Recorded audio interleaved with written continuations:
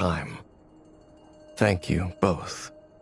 Well, I think this is a good place to end today's meeting. I'm sure Nefer needs some time to recover. She's been through an awful lot today. That's very thoughtful of you, Lama. Of course. Sounds good to me. Take some time to rest and digest before we reconvene to nail down a plan.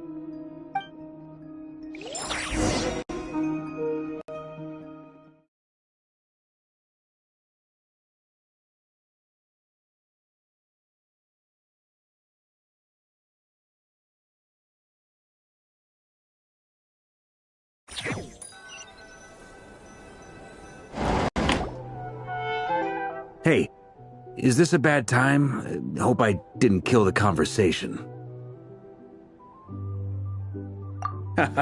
No need. Come on, let's talk outside. Wrap the Raker of Solnari inside her chest set. There's any match for one of the 5 sinners. Their powers are beyond our comprehension. It's only a matter of time before he finds a way to break out. We have to come up with a plan and take care of him before... Paimon figured that might be the case. Well, I asked her... like she was trying to convince me how precious her chess set is. What a long and storied history it has. It felt like some kind of sales pitch, you know? The kind where you end up handing over Mora against your will? Anyway... after all that, she finally answered the question. 2 days, at most. 2 days? Holy moly! Can we even recruit enough help in that time? That remains to be seen. Which brings me to the second issue. Dainsleif is obviously conflicted about this whole thing. But given how little time we have, there's no way we can pull this off without his help. You have some history with him, right? Do you think maybe you could talk to him for us?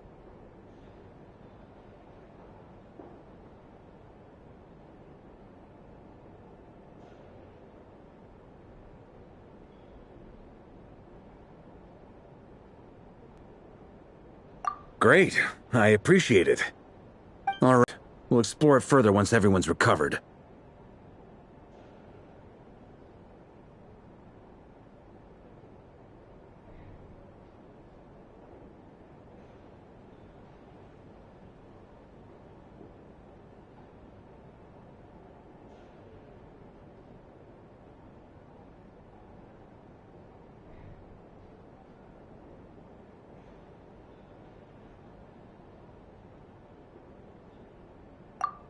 Paimon's dying to hear this. All right. So, here's what we're thinking.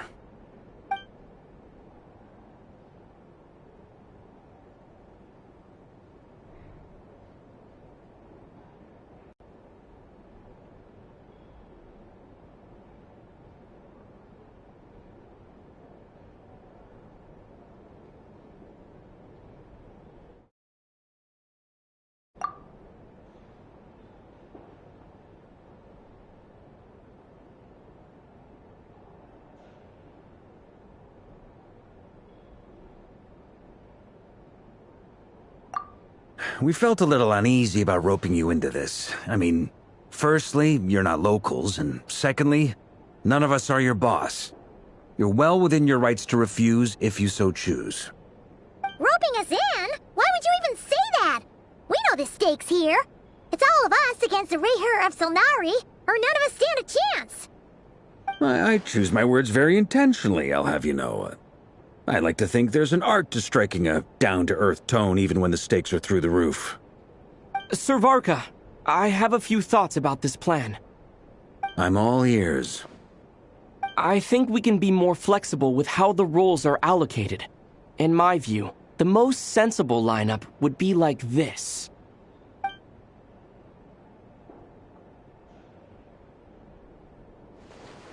I see your point, yeah. But if that's how we're going to approach this, you'd better make sure you're ready. To be clear, I don't doubt your abilities. Far from it. I just want to make sure. Are you really willing to take all this on? I want to do everything within my power. The Rahier of Solnari is a truly fearsome opponent, and if I do my part, it'll greatly reduce the risk for everyone else involved. Well, that tracks with what I've heard. Jean's mentioned in her letters that you're so diligent it's almost abnormal. As in, most people weigh up the risks and rewards in situations like this. But you seem to just march towards danger without a moment's hesitation. Of course, everyone appreciates a fearless pioneer. But all that aside, I'm the Grand Master of the Knights of Favonius, and you're our honorary knight. I want to make sure your courage doesn't come at the expense of your safety. Thank you, Sir Varka. I should be the one thanking you. It means a lot to have you on board. I'll give some serious thought to your suggestions.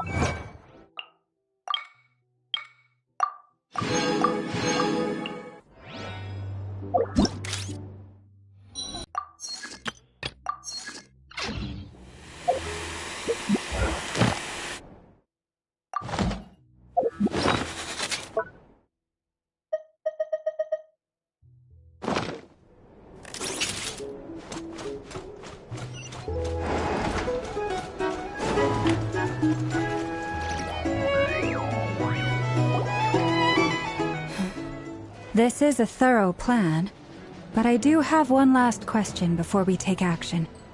How can we be sure that our enemy won't leave the designated area? Great question. Albedo's been hard at work analyzing Rahier and the Wild Hunt's behavioral patterns. His conclusions are as follows.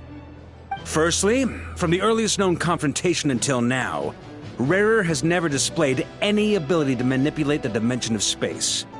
So it's unlikely he has any power in that domain. Secondly, he seems to have a particularly strong vendetta against our group. If we put him in a fight-or-flight situation, he'll choose to fight every time. Thirdly, finally, and most importantly, he is consumed by hatred, both for the moon and for his enemies. Turns out, we tick both of those boxes. We have a reincarnated moon in our ranks, and a spy who accessed his private memories without permission. He'll be baying for blood, not looking to escape. As someone who's had their fair share of interactions with the Wild Hunt, those all seem like valid observations to me. Understood. Then I will defer to the verdict of the group. Well, everyone, that's the plan in full detail. Albedo and Durin are carrying out their part as we speak. Plan approved. Scheduling. Okay, any firepower you need, I got you covered. Let's light this baby up. The Frost Moon Scions are behind you as well. And the rest of you?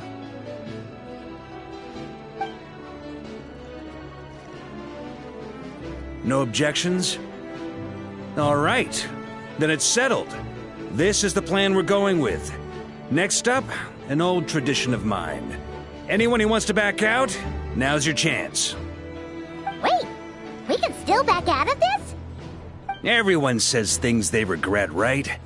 I don't want anyone feeling trapped because their mouth said yes before their brain had time to think things through. A very people-first approach. I hear that's common practice in the Knights of Favonius. Heh.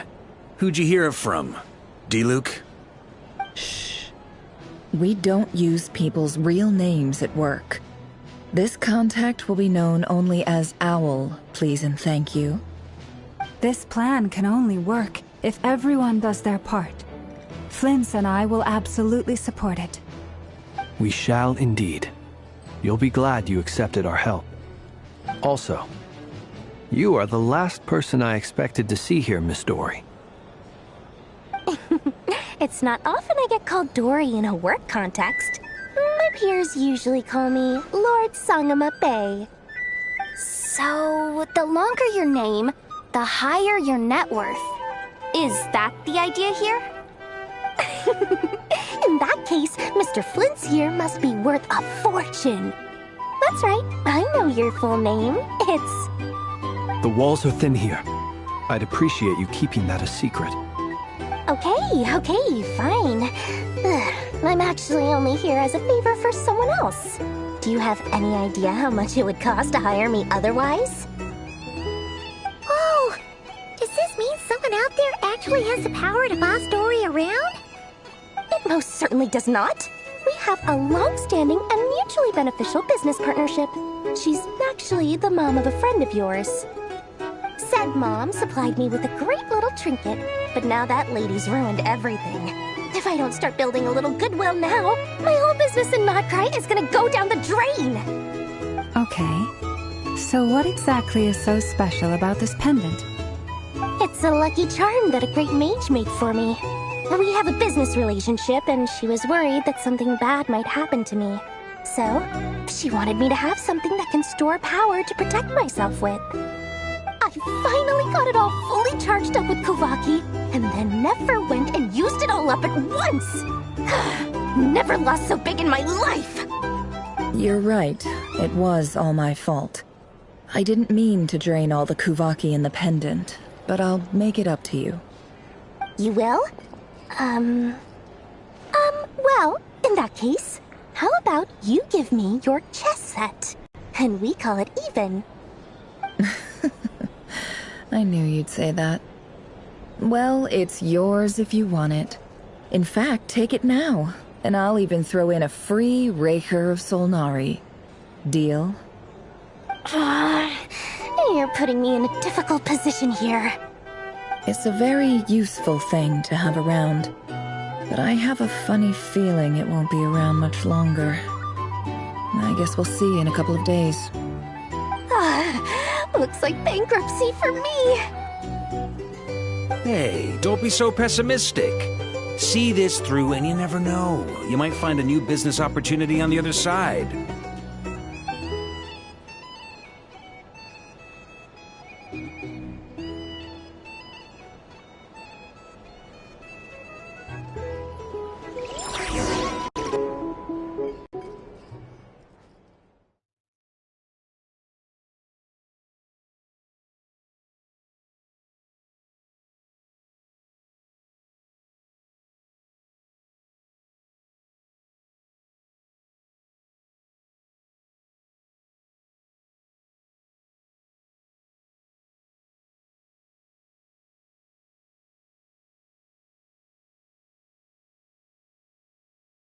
Dory!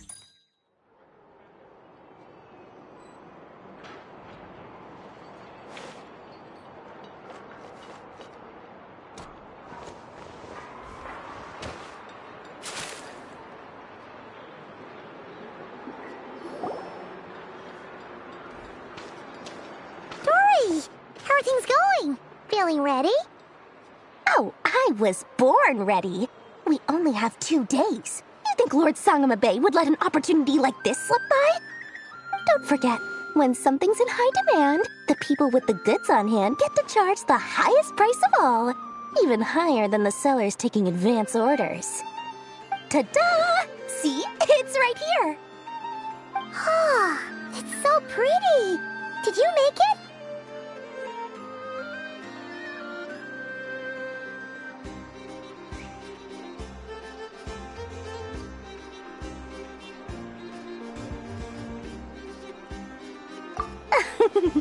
No, I have a supplier.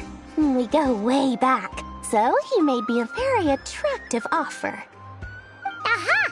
No wonder you were talking about lucky charms at the meeting. You even getting Kave to make them for you. That's not the full story. It actually started a while back as a project between me and the Dendroarchon. Mage Alice once warned me that this world won't stay safe forever. There may come a day when everyone faces a great crisis. I passed this on to the Dendroarchon, and she secretly brought together a research team made up of Sumeru's top scholars to invent a technology that could keep people safe. I won't go into the details because it's all very complicated, but if you want to know more, you can ask the Dendroarchon about it sometime. Anyway, point being, it was the Dendroarchon who asked Kave to build this little contraption. As one of the top Kasharawar talents, he was the obvious choice. Took him long enough. He stressed over it for ages. Must have gone through at least a dozen designs before producing a final product. But that's Kave for you. Marak delivered it to me a couple of days ago, along with a letter from Kave. Could I ask why I'm sending this technology to you? And what's your proposed use case? Has it been approved by the relevant authorities?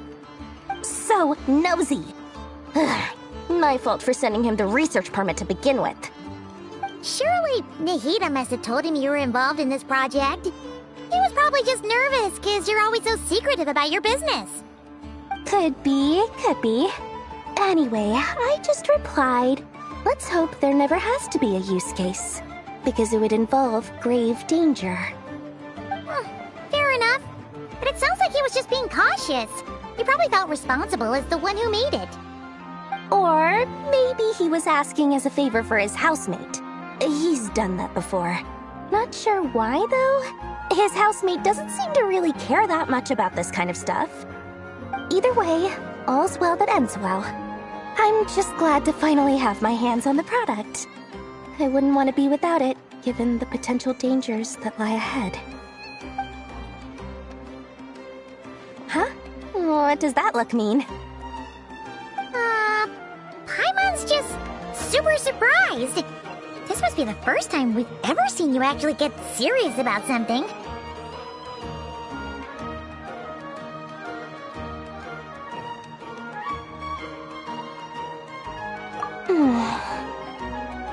Well, a long time ago, I made a promise to myself. I promised that I was gonna live every day of my life with a big beaming smile. Obviously, Mora plays a big part in that. But there are always gonna be times in life when you have to give something back. That could mean paying back a debt, returning a favor, or showing some kindness. Alice has been a huge help to me over the years. She was the first investor I ever had. And I want my investors to know that Lord Sangama Bay is the best in the business. And more than that, no one knows what the future will bring. Whatever happens, I want to make sure the Dendroarchon and all of Sumeru is prepared to face whatever comes. Oh, that? I was just making sure Nefer and I are square. Don't be thinking it was some sort of benevolent act. I'm no saint, so don't treat me like something I'm not. My priority is doing the business that I want to do, so long as my conscience lets me, but it usually does. That's the Lord Sangama Bay business model. Alright, if you say so. I do say so, and that's the whole point. I'm a businesswoman. Don't go trying to figure out what kind of person I am. You'll exhaust yourself. Much easier for everyone involved if you just take my word for it. Oh, and could you two help me get this stuff where it needs to be? Thanks so much. You're my favorite assistants.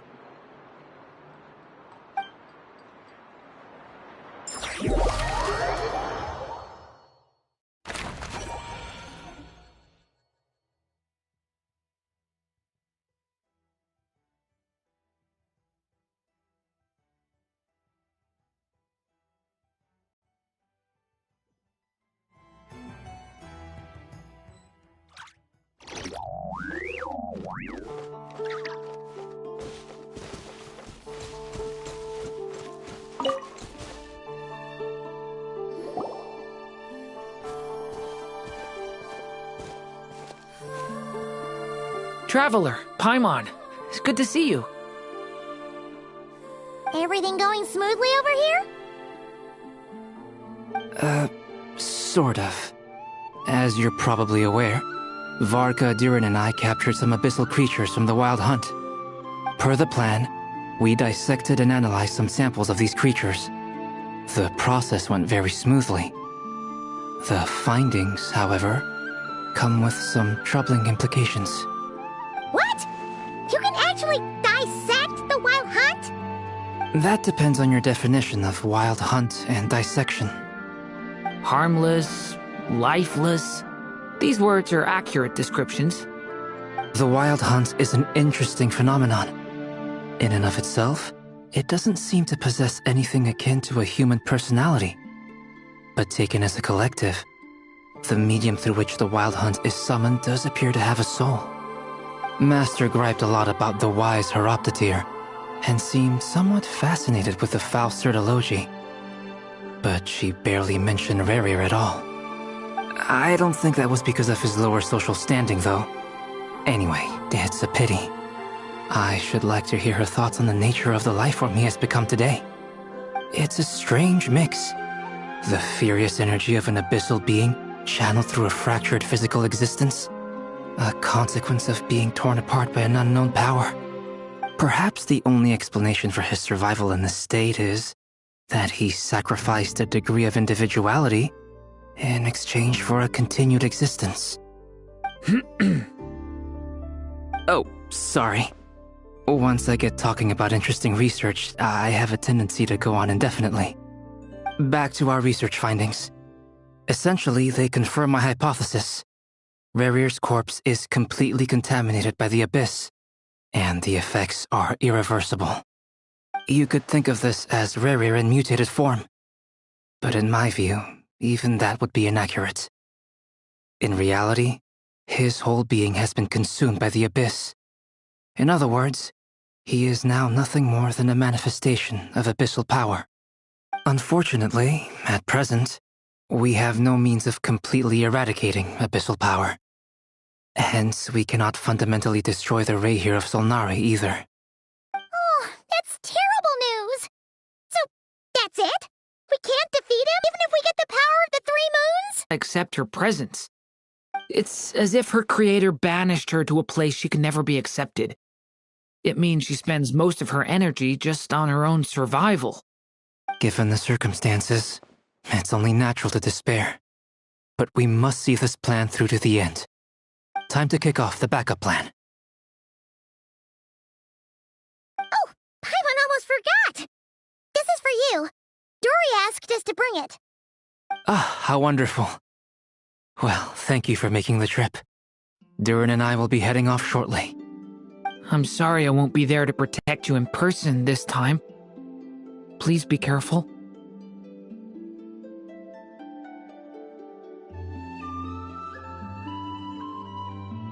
All right then. Stay safe.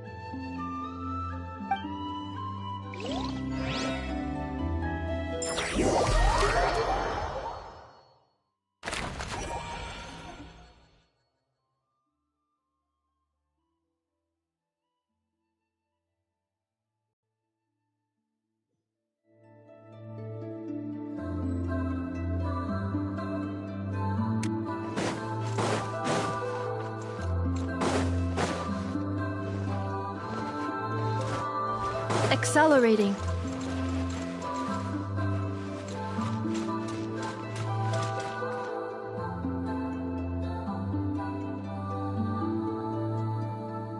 Miss Lauma, is everyone here? Yes. The fate of my flock is in your hands, Grandmaster Varka. Please keep them safe. My lady, what are you saying? Within the next 24 hours, we will face the biggest crisis the world has ever seen. Deserve to bear.